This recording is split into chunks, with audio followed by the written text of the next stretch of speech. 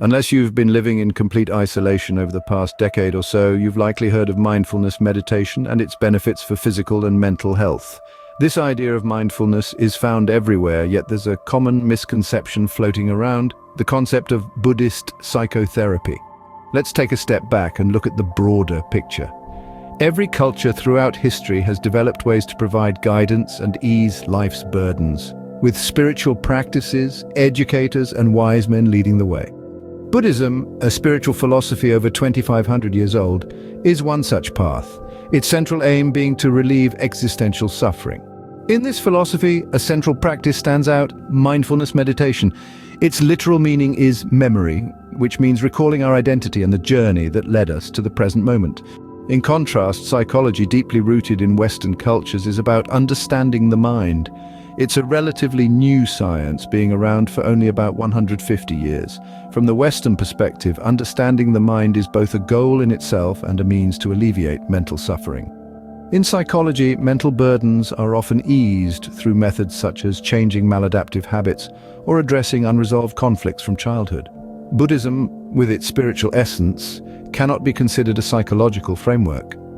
Similarly, psychology, with its secular nature and methodical exploration of the mind, is not a part of the Buddhist spiritual path. So, how did mindfulness become associated with Western psychology? Essentially, there are two schools of thought in psychology addressing mindfulness. The first is Ellen Langer's school of thought.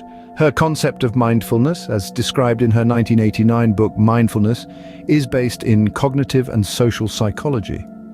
Langer's mindfulness is not about meditation, but about actively noticing new things and interpreting them, focusing on open, creative, and critical thinking. The second school is Jon Kabat-Zinn's approach. Inspired by Buddhist meditation, yet designed to be secular, Kabat-Zinn developed the mindfulness-based stress reduction program in the late 1970s. This program, focusing on awareness, non-judgment, and acceptance, was later adapted and incorporated into cognitive behavioral psychotherapy in the early 2000s. Therefore, when discussing mindfulness in Western psychology, we're looking at a blend of Kabat-Zinn's meditation-based approach and Langer's cognitive-based concept, both differing fundamentally from the Buddhist spiritual path of mindfulness.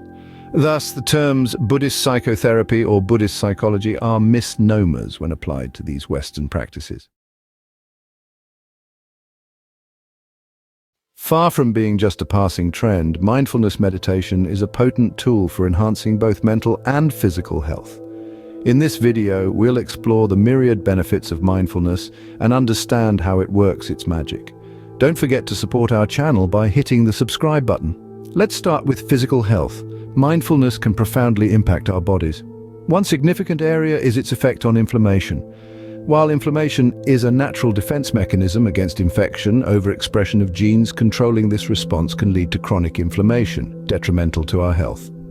Interestingly, a 2012 study found that extensive mindfulness practice can reduce the expression of pro-inflammatory genes, suggesting benefits for inflammation-related conditions like heart disease. Speaking of the heart, mindfulness meditation has also been linked to better cardiovascular health, mainly through lowering blood pressure, a key factor in heart health. Another intriguing benefit of mindfulness is its potential effect on aging at a cellular level. Research suggests that mindfulness may be linked to longer telomeres, the protective ends of our chromosomes. Since shortened telomeres are associated with aging and various diseases, mindfulness might play a role in preserving cellular youth and vitality. However, a 2023 meta-analysis suggests that the effect of mindfulness on telomeres may be rather redundant. It appears that the physical health benefits of mindfulness are largely mediated through the reduction of stress and anxiety, two mental states known to adversely affect physical health. Mindfulness has been extensively documented to lessen symptoms of stress and anxiety. It promotes a less self-centered viewpoint and heightened awareness of internal bodily signals. This approach helps regulate emotions and transform our responses to stress, making it a vital resource for mental resilience. Mindfulness is also a powerful tool against depression and loneliness. It is especially beneficial for those with recurring depression, as it aids in maintaining mental well-being and preventing relapses. To conclude, mindfulness meditation is more than just a practice for mental relaxation. It's an effective and easy to employ holistic tool for enhancing your overall health. Why not give it a try and see how it can positively impact your life? Have you ever felt overwhelmed or unmotivated at work? Well, the modern workplace can be a significant source of stress, but mindfulness might just be the key to transforming your experience at work.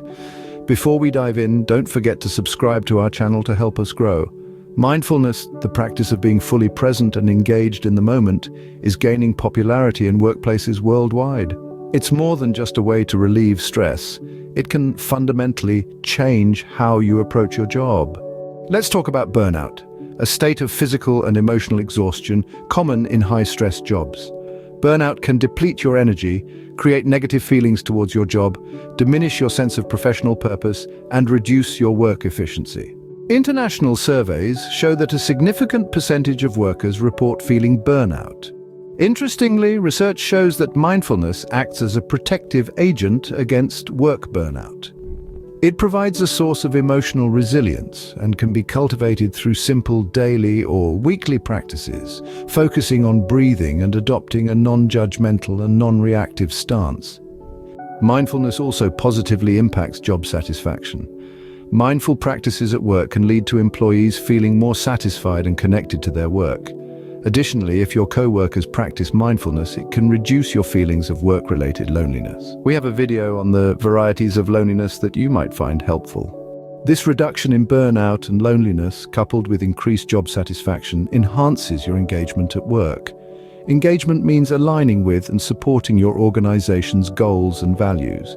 Increasing engagement leads to more creativity, productivity, and a harmonious workplace dynamic. But mindfulness isn't just for employees. It plays a crucial role in management. This style of leadership improves empathy, decision-making, effectiveness, and fosters a supportive, understanding work environment, which in turn boosts engagement and satisfaction across the organization. In conclusion, mindfulness is more than a personal practice. It's a transformative tool for the workplace. From reducing burnout to enhancing job satisfaction, engagement, creativity, and effective management, mindfulness has the power to positively reshape your work life. Mindfulness, the practice of being fully present in the moment and aware of our thoughts and feelings without judgment, is often associated with improved attention.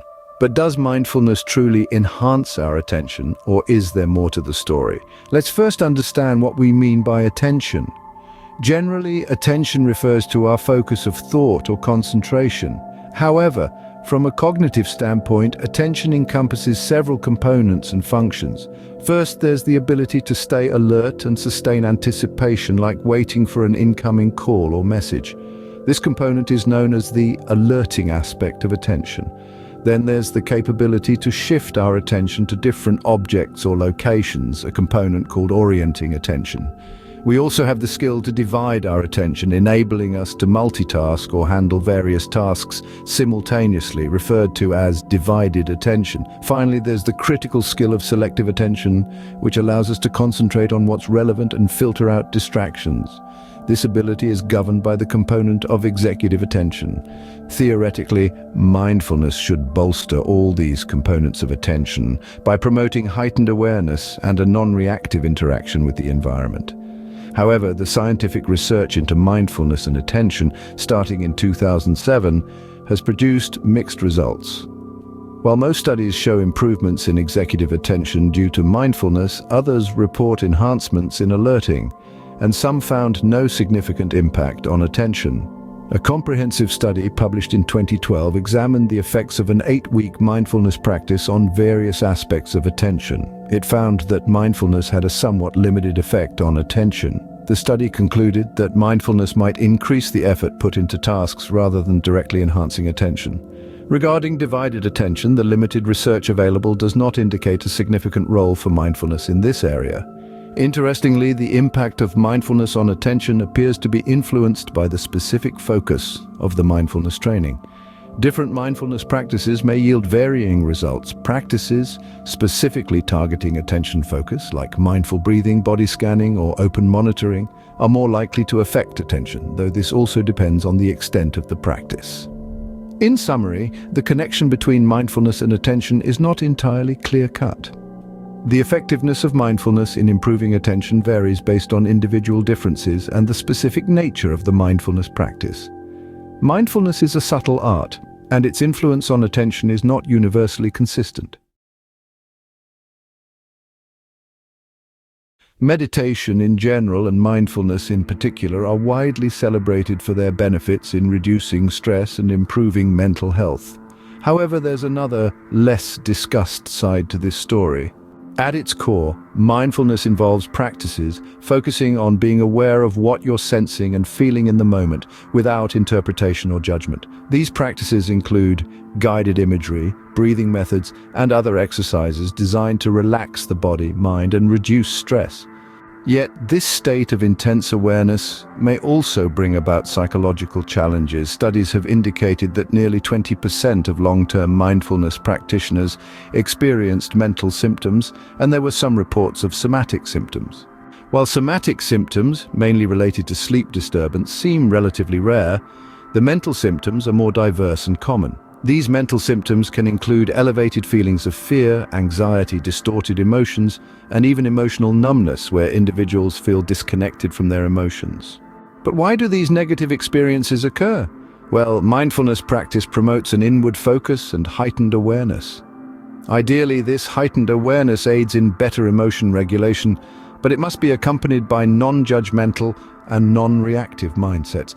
If these mindsets are not well established, perhaps due to careless meditation instructions or pre-existing mental conditions, introspection can become a source of distress instead of calm. Without the ability to decenter from your thoughts and feelings, to observe them as if you were a bystander in your own mind, this heightened state of awareness may exacerbate anxiety, fears, or traumatic memories. Some studies suggest that mindfulness practice might increase susceptibility to false memories, that is, recalling events that never occurred. However, this phenomenon has only been observed in a few laboratory-controlled studies. Therefore, it's unclear if and under what conditions this adverse effect occurs. It's important to note that these adverse effects are not universal. Many people practice mindfulness and experience significant benefits. Nonetheless, experts, including those from the American Psychological Association, caution that mindfulness may not be suitable for everyone, particularly for individuals with certain mental health conditions. Remember, mindfulness is not a one-size-fits-all practice. Taking care of your well-being is a journey, and it's okay to discover that certain practices are not right for you.